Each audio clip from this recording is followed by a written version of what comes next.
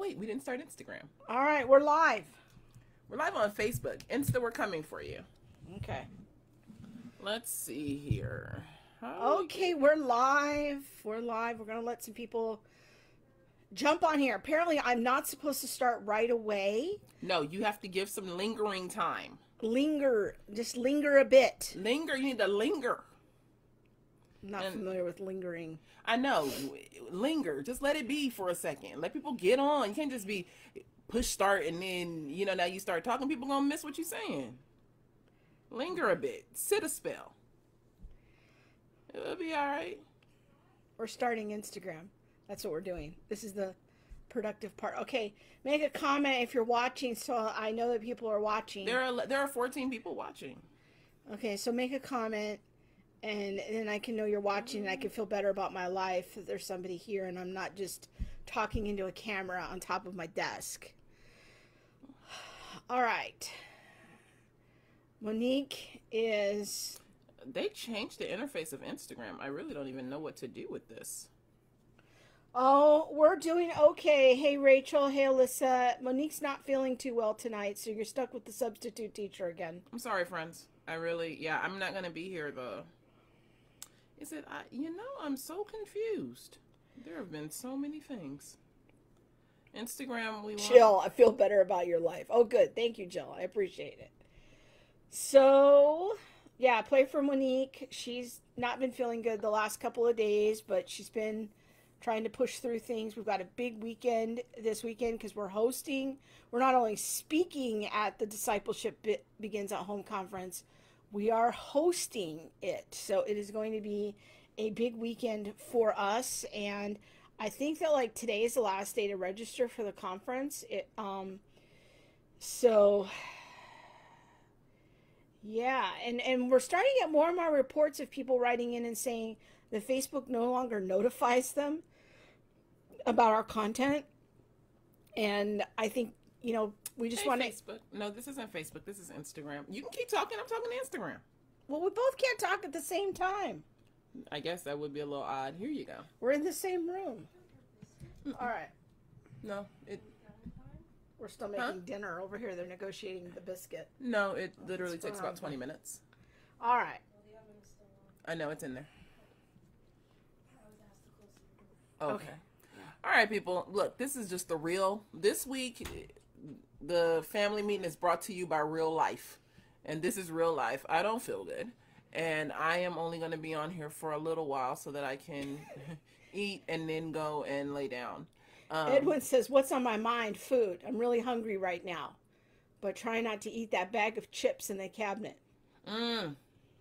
You and Monique both. Yes. Oh, I love chips. Chips are my weakness. I even have a shirt that says chips and salsa. It's true.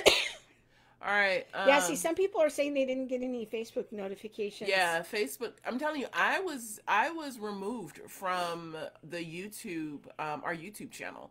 And so how I own the YouTube channel. How did I get removed from the channel? I didn't get notifications. I don't get notifications about CFBU either. Lord, keep me. Yes. Woo, keep me. Help me to linger.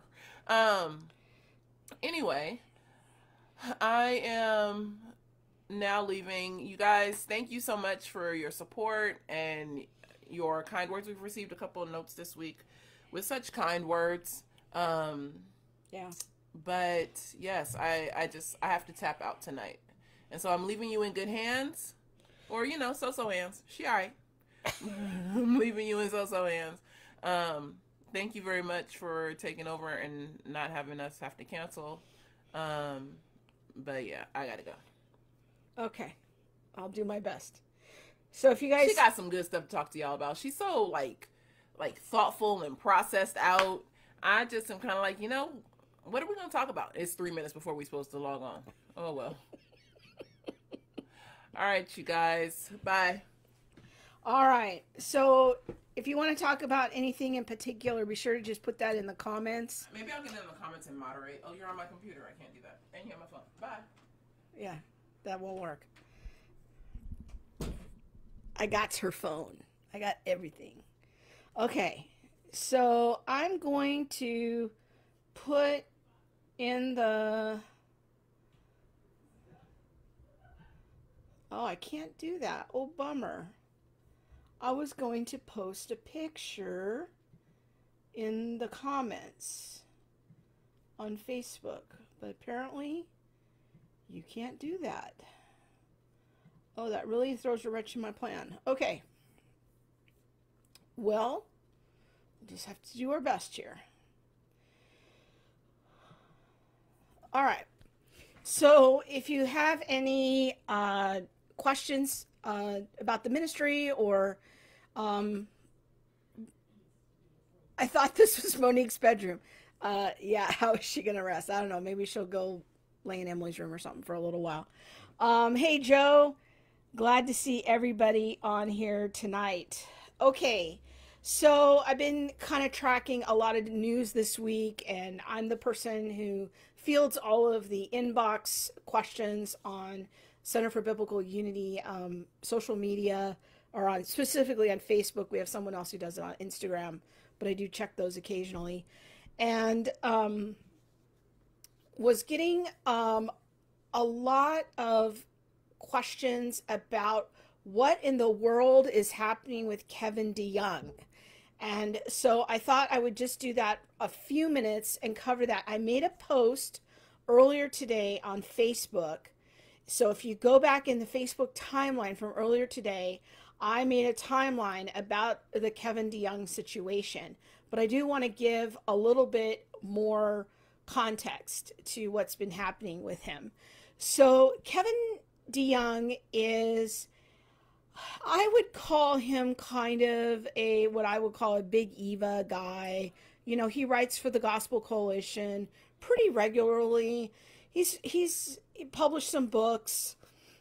He speaks at the big conferences, but he's a real soft-spoken guy. Like, he's, you know, you might have seen his name, but you might not even know what he looks like. I mean, he's not super out there, but he is pretty popular, and has written some good materials. And overall, I really like Kevin DeYoung. I find him to be pretty measured and biblically accurate. He's also a pastor. And oh, hey, Pauline, your girl is not feeling well tonight. So she was here a few minutes ago, but she went to go rest. So I'm the substitute teacher for tonight. Everyone say hello to Monique's mother, Pauline. So the thing with Kevin DeYoung is that he's a super likable guy. He's not really a controversial type of guy. And so what had happened was that in April, there was a book published called Reparations. And you can go on, again, you can go on Facebook on the Center for Biblical Unity, and I have a whole timeline there of everything I'm going to explain with links to all the primary source material. And so Alicia says, I read his book, Why Aren't We Emergent, 12 years ago. Yeah, solid book. Yeah, he's a really solid guy.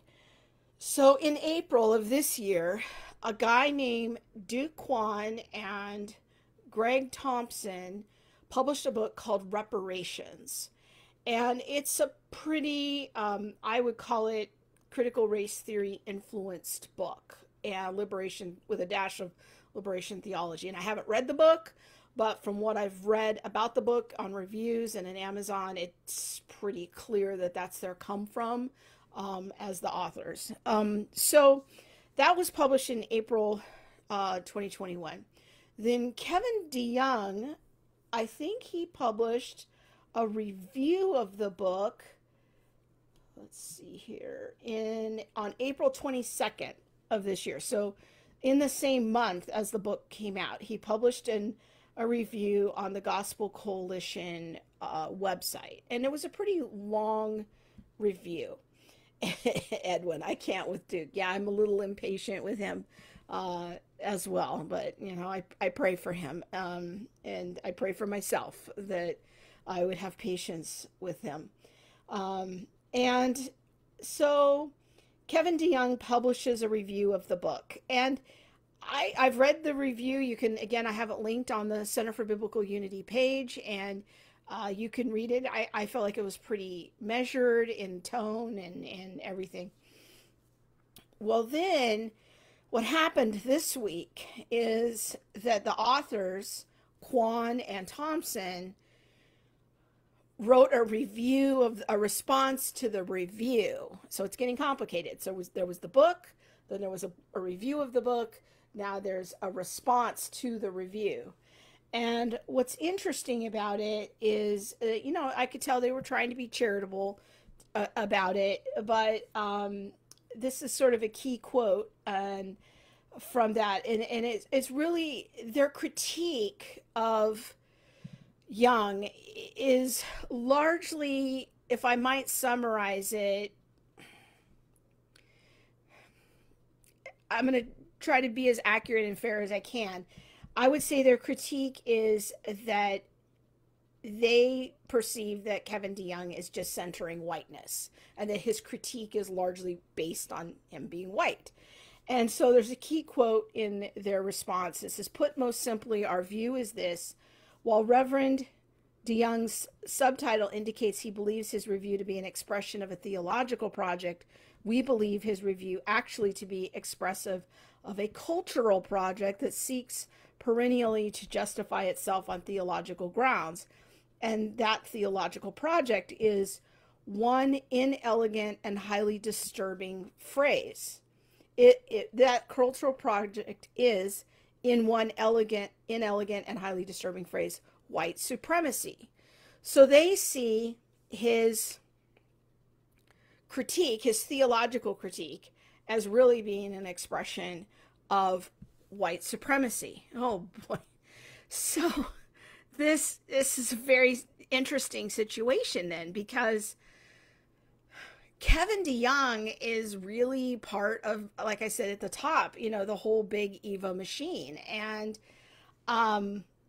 he's a nice guy. Like some of the other anti-critical race theory critics, people like A.D. Robles or John Harris and people in that vein, well, you could kind of dismiss them. I think sometimes they get dismissed because people don't like their tone. They don't like their tone. They're always talking about the tone. Well, you can't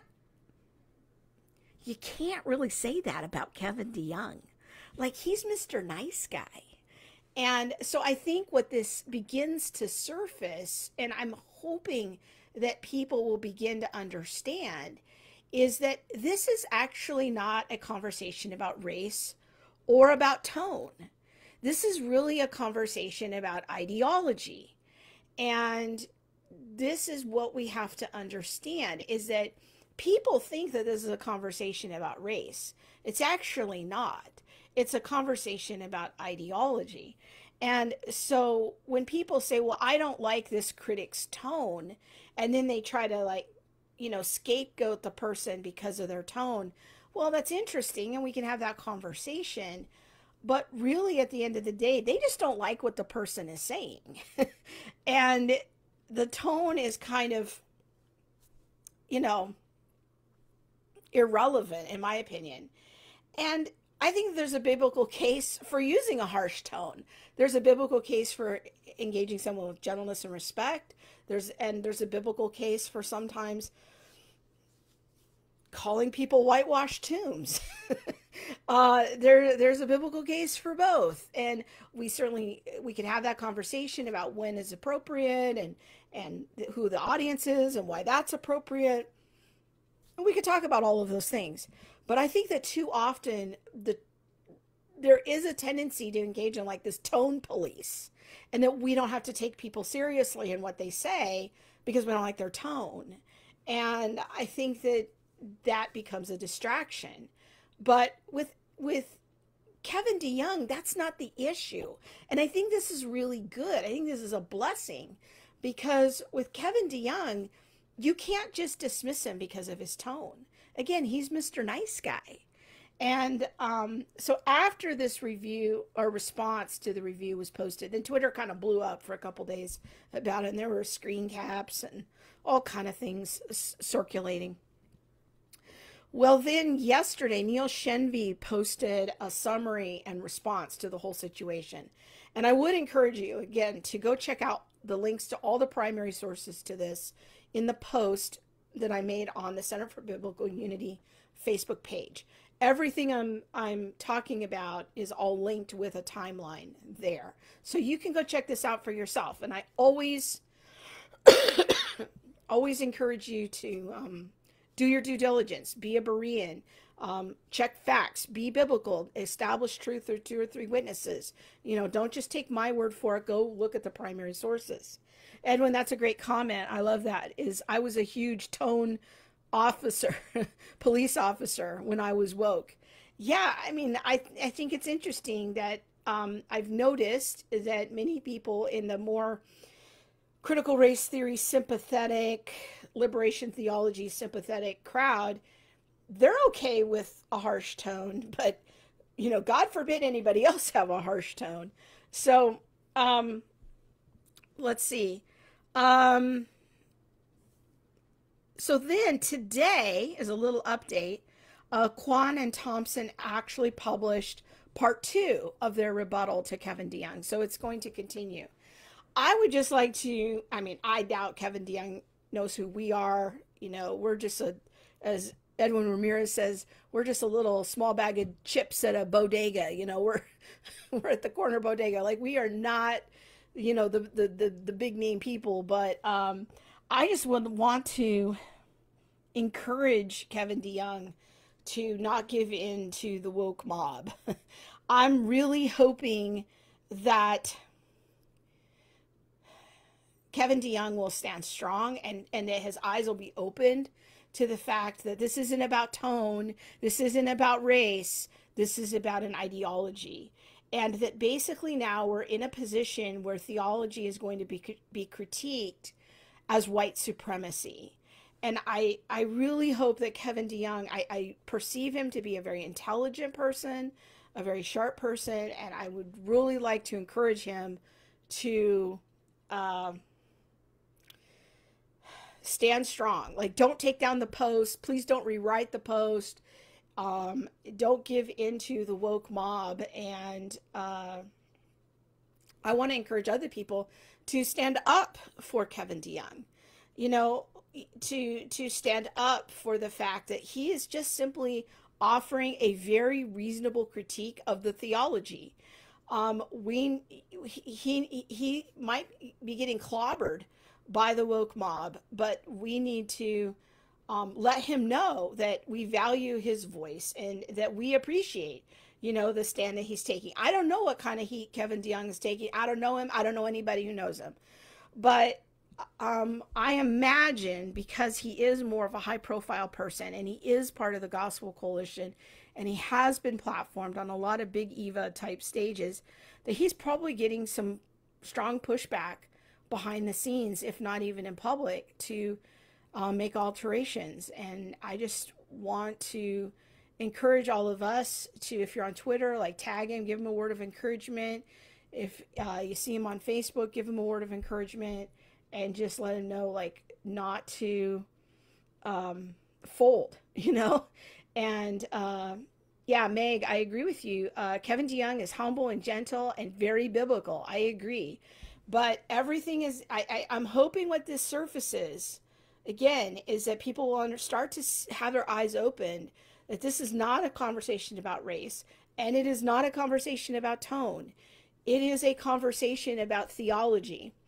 Now, a really quick quote from the part 2 of the response by Quan and Thompson that was dropped just today, part 2 of their extended rebuttal to Kevin DeYoung. It says, the extent to which DeYoung centers the psychological and spiritual condition of white Americans to the utter neglect of black Americans is not only stunning at times, it is revealing. And the overall overarching idea of what Quan and Thompson are accusing him of is racism. It's very clear. Even though that's not in what his focus is at all. He is simply trying to critique the theology. So anyway, so again, you can go on the Center for Biblical Unity Facebook page, find that timeline and all the links to the primary sources and weigh that out for yourself. Okay.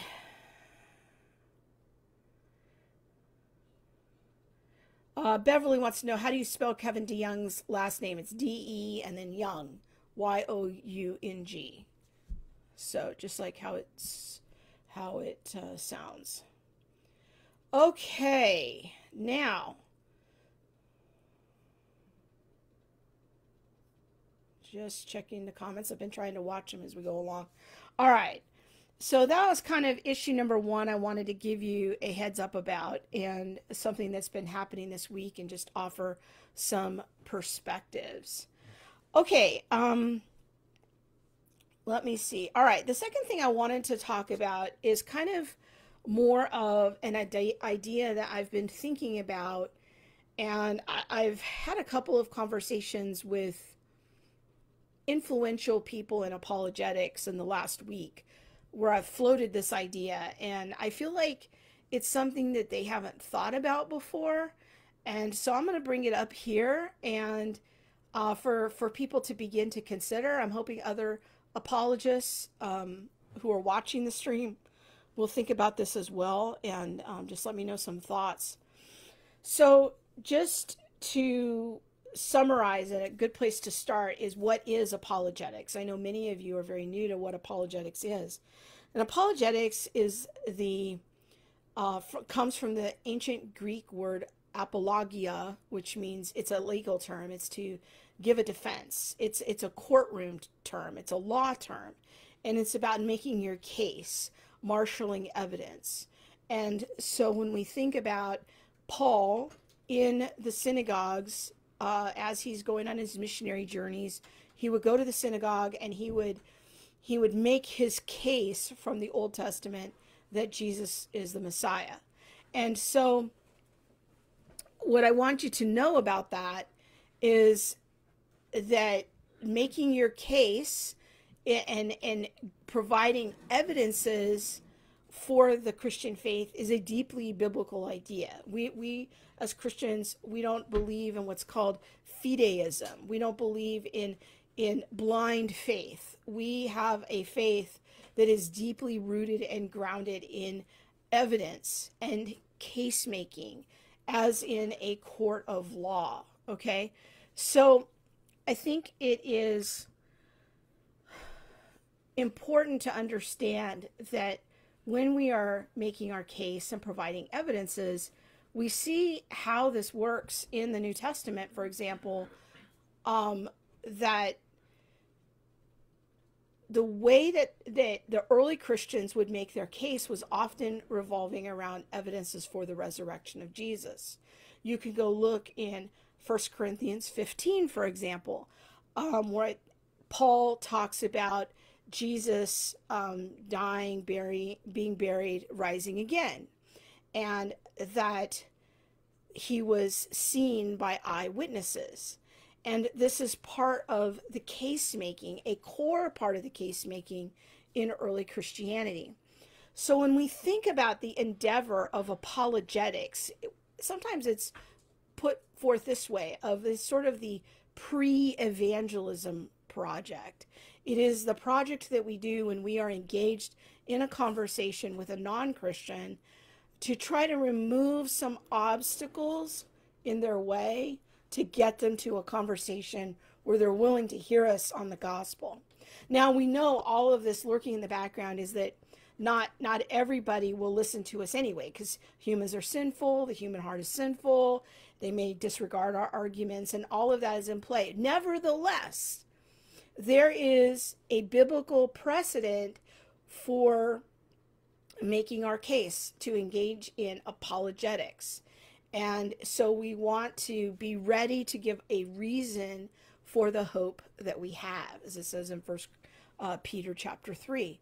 So the idea of case making is intrinsic to the Christian worldview. That's what I want you to know right now, okay?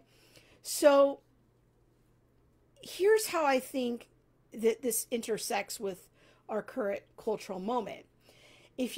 what I was hoping to show on the screen tonight, but I apparently can't post pictures in the comments after all, but I'll try to maybe do it in a separate post on social media. But if you go back to last summer, and the National African American History Museum for the Smithsonian published a now famous infographic. It's called Aspects and Assumptions of Whiteness and White Culture in the United States. And what I would love to call your attention to in the graphic is all of the things that are called white culture, or we know this more colloquially as whiteness. Okay, so one of those things that is supposedly part of white culture in America is the scientific method. The scientific method, here's what I'm going to read it right off the infographic here. It says objective, rational, linear thinking, cause and effect relationships, and quantitative emphasis. These are looked upon as being a result or a byproduct of white culture. Now that's interesting to me because, again, going back to Acts, the book of Acts, we see case making being made. How is that case making being made? It is being made through what we call in logic inductive reasoning. You're putting forth evidences and then drawing a conclusion. Well, according to the Smithsonian, that's whiteness. That's a product of whiteness. So I'm in this place of, okay, how I was taught to defend the faith 30 years ago, and I think arguably you could go back to the early church fathers and even to the book of Acts, and how Christianity has engaged in case making throughout its history has been a law court scenario, marshaling evidence, putting forth evidence, drawing a conclusion, objective thinking, objective truth, linear ideas, cause and effect relationships. This is the heart of how we make our case as Christianity that our faith is real, that people ought to consider our faith, that there are some objective facts in play. Jesus rose from the dead. That is an objective fact. That is a result of a cause and effect relationship. But if we're now going to relabel, as a culture, we're going to relabel case making as being a product of whiteness. Can you see where this leads in apologetics? How will we ever make the case for our faith if the way that our faith tells us to make the case, which is putting forth evidences, drawing conclusions, cause and effect relationships, objective truth, the way that the Bible instructs us on how to make our case is now being labeled a product of whiteness? Can you see the horns of a dilemma the culture wants to put us on? In how are we going to engage in pre-evangelism? So I think that this is a huge problem. And I think it's a problem that I don't see any apologists yet, not saying there are none out there, I just don't know who they are, that are working on this project, that are understanding and addressing the reality that the whole endeavor of doing apologetics is considered by our culture to be whiteness. That is going to present formidable challenges to us in making the case for our faith. So when they make these grandiose claims that objective reasoning is white, my immediate thinking goes to, well, people in the Bible weren't white. Like, those are all brown-skinned people. And I also reflect on the reality that the Bible's utterly unconcerned with skin color. And it's just objective truth is a thing, you know? So it's, but what I want you to understand is that the way we are making our case right now, our young people are probably going to really struggle with, because the culture is conditioning them that this is all white thinking. And yet the apologetics community is over here with linear thought, cause and effect relationships, and logic and that kind of thing. And yet the culture says, oh no, truth only comes from personal narrative, my private experience. How then do we engage in a project of case making when... Sorry. You don't have to look at me like that. Sorry. I'm over here trying to do something. She's cleaning her room. I'm not cleaning my room. I'm trying to log on so I can get in the comments.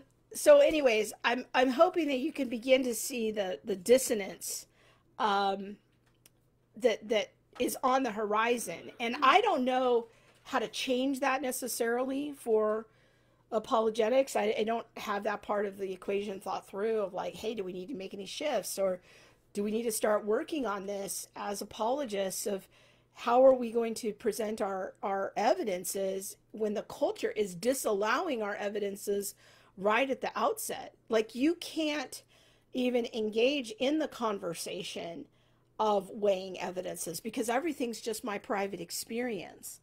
When we think about, and going back to the Smithsonian graphic for a minute, history, another aspect of white culture is that history largely comes from the Judeo-Christian tradition.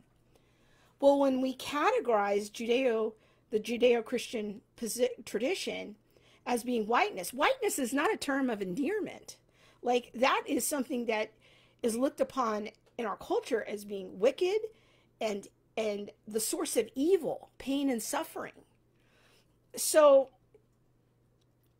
if our very religion and our academic thought tradition is now being conflated with whiteness, can you see how it really begins to poison the well in people's minds for even considering evidences for our faith? And yeah, Hannah, she was saying we have to become better storytellers. If we present logic through story, it can penetrate, possibly, but I don't see anybody working on that project right now. I don't even see that this is on most people's radar as being a problem or an issue that needs to be addressed in our apologetics methodologies. Mostly what I have heard is that apologists think that critical race theory is just a fad and it'll just go by the wayside. You know, it's really not something to be taken seriously. That's a lot of the buzz that I'm hearing. Whereas I have a little bit more of a pessimistic view that I think this is going to be around a while. Alicia says, I have found Greg Bahnsen helpful, presuppositional apologetics. Absolutely, Alicia. I am a big Bahnsen fan. I'm both an evidentialist and a presuppositionalist. I'm kind of like Ron Nash that way. He's my favorite philosopher and apologist because he uses both approaches. He doesn't try to bifurcate them. But I love a good Greg Bahnsen lecture. I learned so much from him in the 90s when I was young in apologetics. And I mean, all-time favorite. In fact, I just listened to it again last week, was the Bahnsen-Stein debate. It's on YouTube. Man, that is just an absolute clinic in how to use presuppositional apologetics.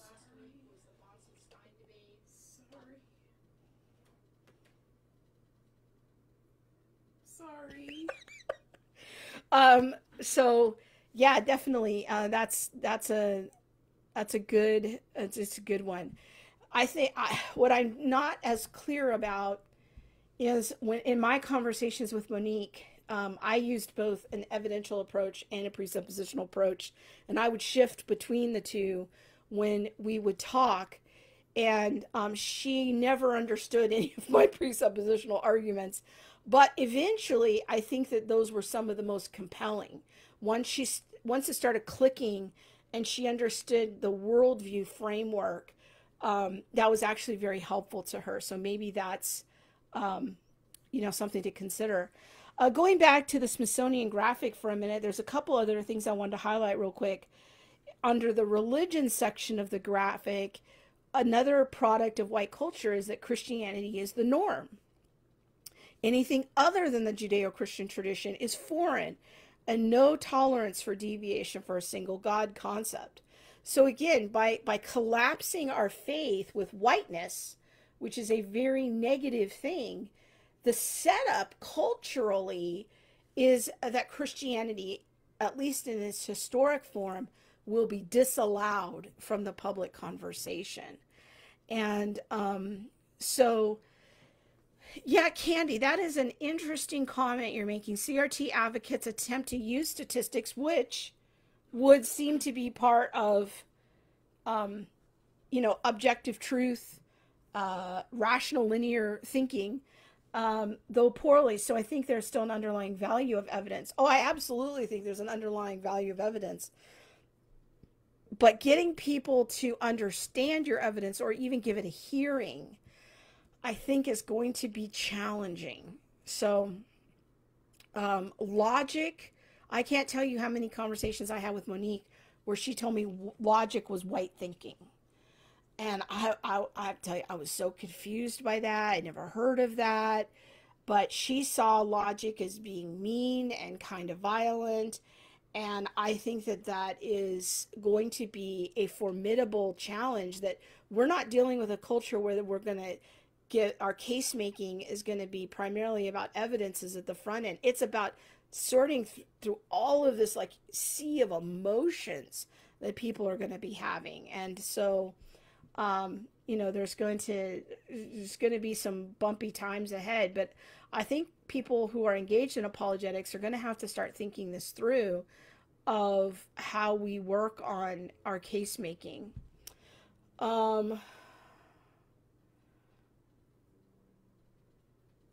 Okay. So anyways, so that was just something I kind of wanted to bring up and float out there as being an issue that I see on the horizon in the realm of apologetics and how that intersects with the issue of whiteness. So I'm going to look through the comments here. Yeah, Beverly has a great comment about staying faithful to the Word of God. Absolutely. And I'm hoping, I had lunch today with one of my former bosses, and one of the things I was trying to point out to him was that, I think that what Christians have to lay a hold of is that, see if I can say this in a clear way, that we have to lay hold of the reality that we hold to a different worldview. We hold to a different set of presuppositions. And as a consequence, we live differently.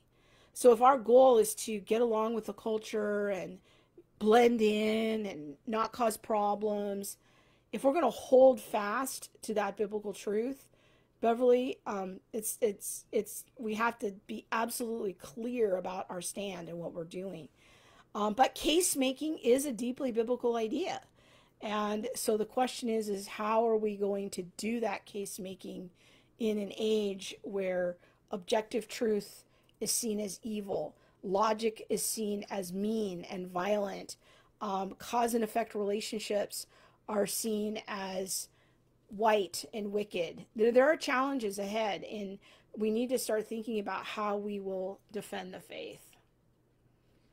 Okay, I'm going to kind of scroll back on Instagram here a little bit.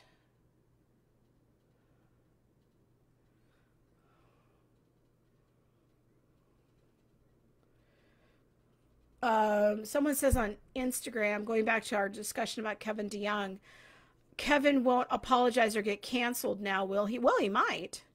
I don't know if Big Eva's going to turn on him or not. That's an interesting question. I think it's much easier for Big Eva to dismiss, again, critics like, just YouTubers. They don't have a big published book with a mainstream Christian publisher. They're not in the guild, but Kevin DeYoung, he's written respectable books. He's a respected, voice in Big Eva. He's in the guild.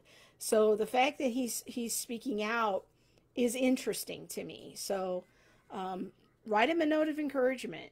Tell him to stand strong. Okay. I get questions about this a lot, so I'll just go ahead and put it out there. I get questions about a book called Biblical Womanhood.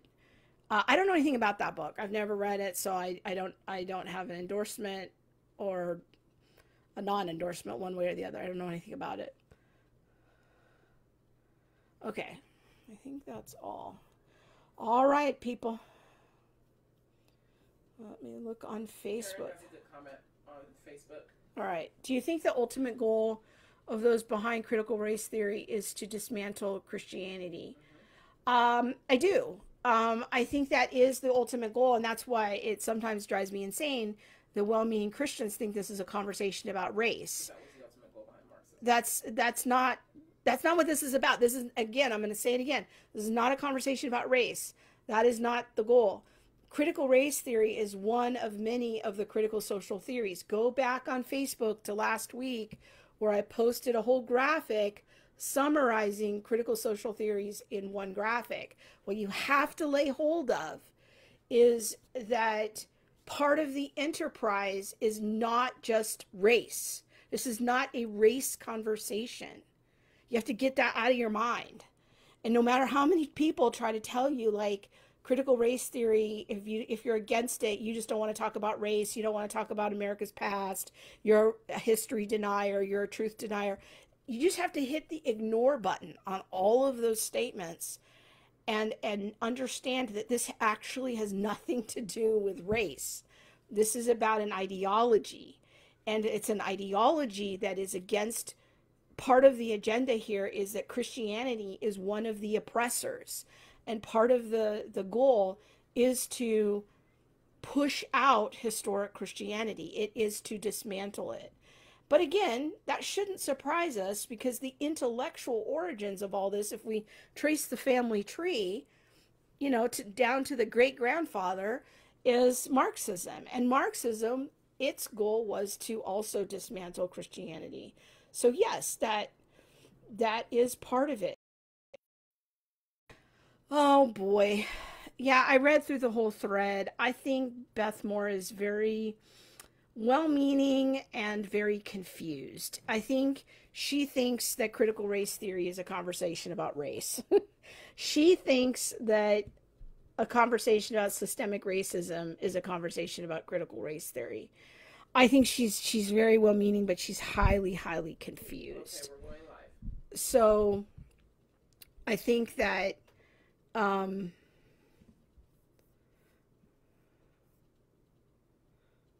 on.